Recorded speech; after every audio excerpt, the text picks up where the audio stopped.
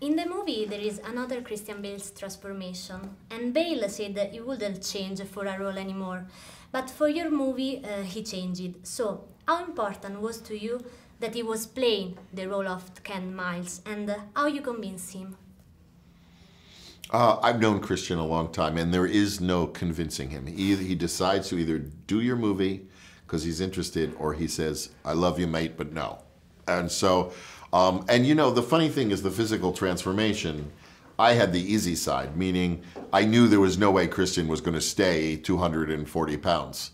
So he had to lose the weight. It was just whether he could lose it in time for our movie. And it was close call because I saw him only a couple months before and he was still Dick Cheney. So I don't know how he did it. I think he just stopped eating. But I don't know how he does that. I don't know how he does that. But I can't imagine anyone else playing Ken Miles, no. Yeah, it's a great performance, in fact. Yeah. And what was the most difficult racing scene to shoot, and which is your favorite one? Well, I loved Le Mans at the end. That was so difficult. It took us 6 weeks to shoot. It was a gigantic endeavor.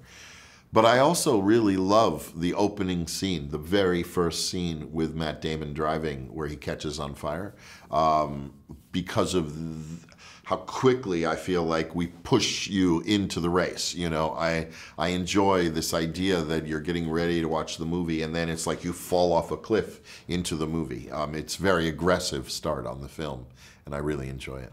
And what was the most difficult to shoot? Well, Le Mans was really a challenge because the track doesn't exist anymore.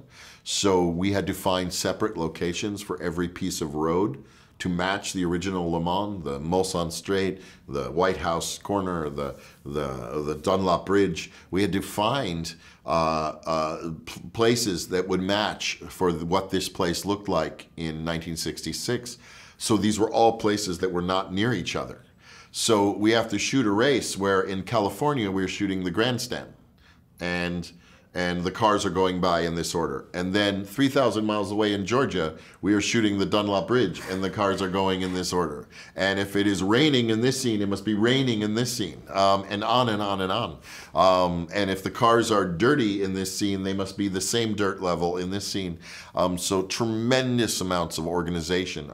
I had a great crew between the stunts and the driving team, the art departments, the makeup and costume and hair and lighting. It was, everyone had to work together.